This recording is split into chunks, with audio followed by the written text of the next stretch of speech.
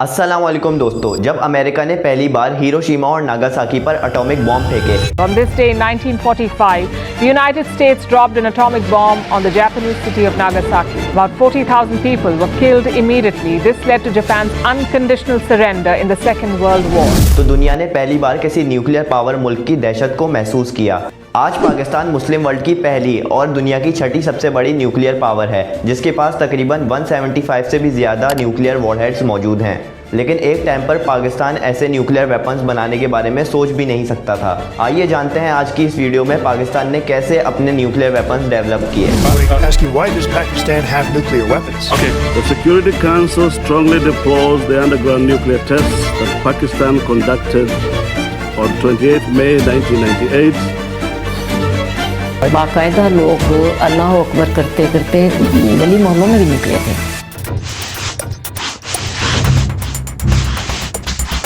पाकिस्तान के न्यूक्लियर सफ़र की शुरुआत असल में 1953 में हुई, जब पाकिस्तान एटॉमिक एनर्जी कमीशन यानी PAEC का क़याम हुआ। इस वक्त तक PAEC का मकसद सिर्फ एटॉमिक साइंस को पीसफुल पर्पसेस और सिविल यूजेस के लिए इस्तेमाल करने का था, जैसे कि इलेक्ट्रिसिटी जनरेशन, मेडिकल डायग्नोसिस और research. Pakistan atomic energy commission के पहले चेयरमैन डॉक्टर नाजिर अहमद थे, जिन्होंने इनिशियल फ्रेमवर्क बनाया। 1963 के आसपास डॉक्टर इशरत हुसैन को नया चेयरमैन बनाया गया, जिनका फोकस साइंस और इंजीनियरिंग एजुकेशन के इंफ्रास्ट्रक्चर पे था।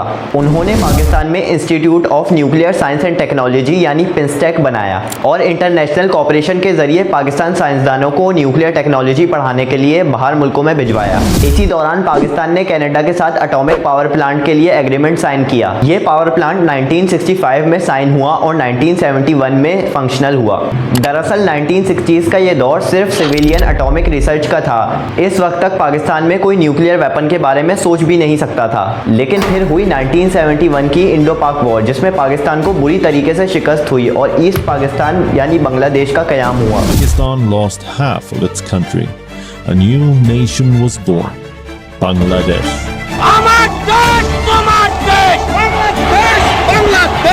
ये एक ऐसा मौका था जिसने पाकिस्तानी लीडरशिप को फोर्स किया कि वो पाकिस्तानी नेशनल डिफेंस के स्ट्रक्चर को रीडिफाइन करे।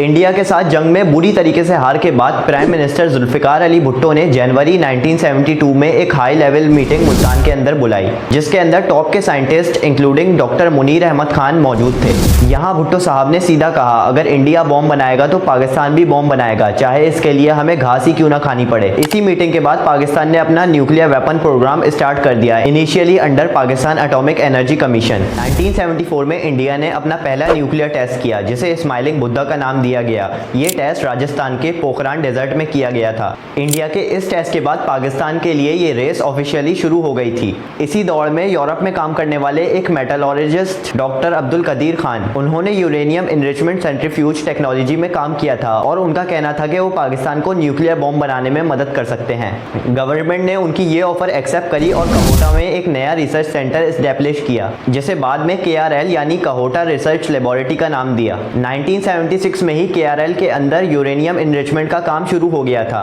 1984 के आते आते गैस सेंट्रीफ्यूज मेथड से यूरेनियम को 90% तक इनरिच कर लिया गया था। दरअसल यूरेनियम एनरिचमेंट इसलिए की जाती है क्योंकि नेचुरली जो यूरेनियम मिलता है उसमें सिर्फ एक छोटा सा हिस्सा ही बॉम्ब बनाने के काम आता है, जिसे U-235 कहते हैं, लेकिन ये सिर्फ 1% से भी कम होता है। एनरिचमेंट का मतलब होता है इस यूरेनियम 235 को अलग करके उसका रेशो बढ़ाना तकरीबन 90% तक, ताकि वो न्यूक्लियर चेन रिएक्शन स्टार्ट कर सके और यही चेन रिएक्शन न्यूक्लियर एक्सप्लोजन का सबब बनता है। दरअसल ये प्रोसेस हाईली टेक्निकल होता है, जिसके अंदर अब्दुल कदीर खान ने अपनी यूरोपियन टेक्नोलॉजी की नॉलेज का फायदा उठाया। और दूसरी तरफ Pakistan atomic energy commission plutonium bombs पे काम कर रहा था। 1987 के बाद तक पाकिस्तान के पास वर्किंग न्यूक्लियर वॉरहेड्स और उन्हें लॉन्च करने की मिसाइल कैपेबिलिटीज जैसे कि हतफ और गौरी तैयार थी, मगर ऑफिशियली पाकिस्तान ने हमेशा साइलेंस मेंटेन रखी। इस दौर में पाकिस्तान के ऊपर मल्टीपल सैंक्शंस और इंटेलिजेंस ऑपरेशंस चले। वेस्ट ने हर तरह की कोशिश की ताकि पाकिस्तान को टेस्ट से रोका जाए, लेकिन प्रोग्राम सीक्रेटली प्रोग्रेस करता रहा। मई 1992 में इंडिया ने एक बार फिर न्यूक्लियर टेस्ट किए। इस बार पोखरान 2 के नाम से। लेकिन इस दफा इंडिया ने ओपनली डिक्लेयर किया कि उनके पास फुली डिप्लॉयड न्यूक्लियर वॉरहेड्स मौजूद हैं। ये सिचुएशन पाकिस्तान के लिए स्ट्रेटेजिकली और साइकोलॉजिकली दोनों तरफ से अनएक्सेप्टेबल थी। मल्टीपल इंटरनेशनल प्रेशर के बावजूद प्राइम मिनिस्टर नवाज शरीफ ने 28 मई 1988 को 5 न्यूक्लियर टेस्ट चागई हिल्स में अप्रूव कर दिए। ये टेस्ट पाकिस्तान के इनरिच्ड यूरेनियम वॉरहेड्स के थे, जिनका यील्ड तकरीबन 25 से 30 किलोटन था, जिसके बाद 30 मई को चागई हिल्स में ही एक और टेस्ट किया गया।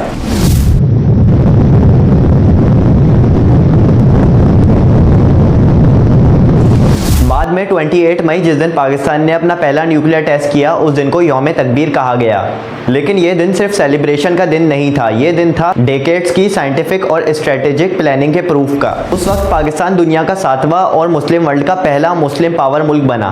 1999 के बाद पाकिस्तान ने अपनी न्यूक्लियर पॉलिसी को रिफाइन किया। इसका मतलब था कि पाकिस्तान सिर्फ उतना स्टॉकपाइल रखेगा जितना मुल्क की सलामती और हिफाजत के लिए ज़रूरी हो। बाद में स्ट्रेटेजिक प्लान्स डिवीजन यानी SPD का क़याम हुआ, जिसका मकसद न्यूक्लियर वेपन की सेफ्टी, कमांड और डिप्लॉयमेंट का स्ट्रक्चर बनाना था। साथ ही नेशनल कमांड अथॉरिटी भी बनाई गई, जो कि प्राइम मिनिस्टर के अंडर स्ट्रेटेजिक न्यूक्लियर डिसीजंस लेती है।